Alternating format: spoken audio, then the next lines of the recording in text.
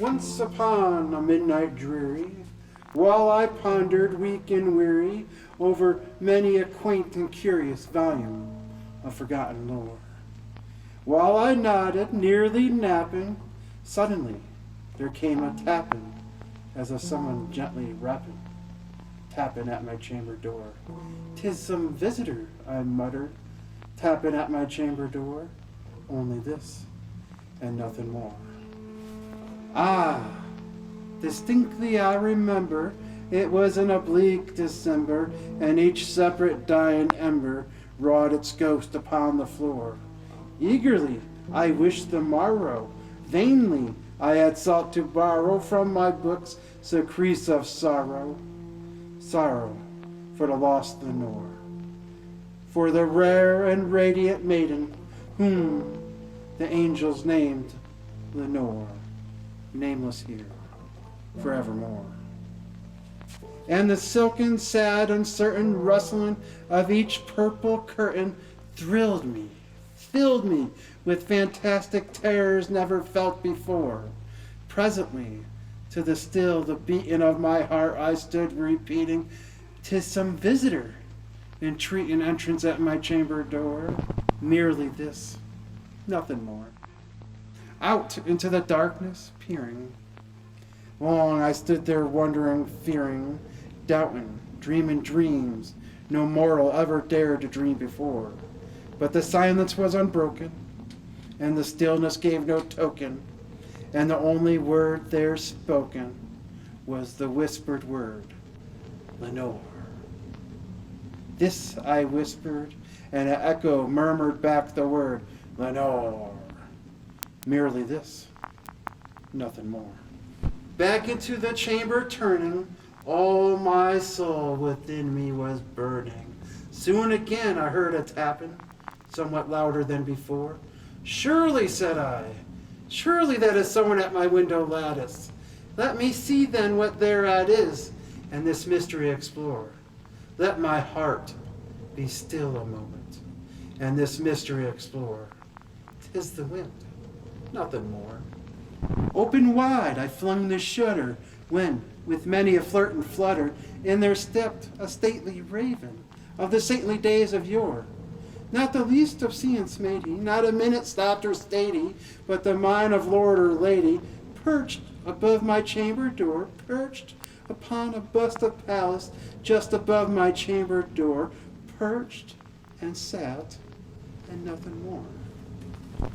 Soon the ebony bird beguiling my sad fancy into smiling, by the grave and stern decorum of countenance it wore.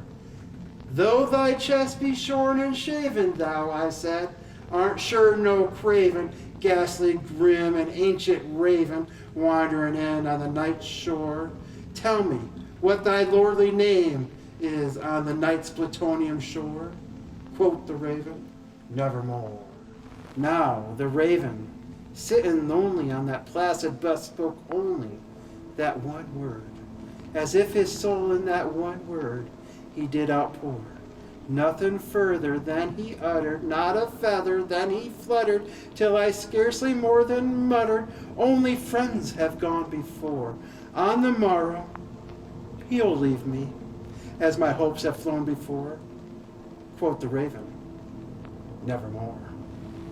Then, methought, the air grew denser, perfumed by some unseen censer, swung by seraphim, whose footfalls tinkled on the tufted floor. Once more on the velvet sinking, I betook myself to thinking, fancy unto fancy thinking, what this ominous bird of yore, what this grim, ungainly, ghastly, gaunt, and ominous bird of yore meant in croaking, "Nevermore." "Prophet," said I, "thing of evil, prophet still if bird or devil, whether temper sent or whether tempest tossed thee here ashore, desolate yet all undaunted, on this desert isle enchanted, on this home by horror haunted, tell me truly, I implore, is there balm in Gilead? Tell me, I implore." Quoth the raven, "Nevermore." Oh, prophet, said I, thing of evil, prophet still, if bird or devil, by that heaven stretched above us, by that God we both adore, tell this soul with sorrow laden, if within the distant Aidenn it shall clasp a Satan maiden, whom the angel's name Lenore, clasp a rare and radiant maiden, whom the angel's name Lenore. Quoth the raven, nevermore.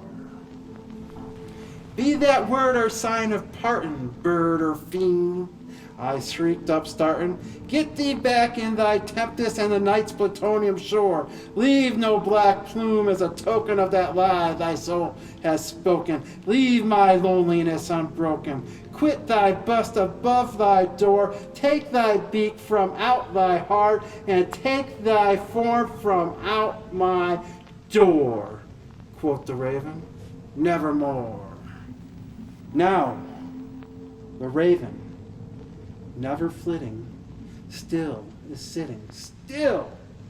sitting on the pallid bust of Pallas just above my chamber door. And his eyes have all the seeming of a demon that is dreaming, and the lamplight over him streaming cast his shadow across the floor.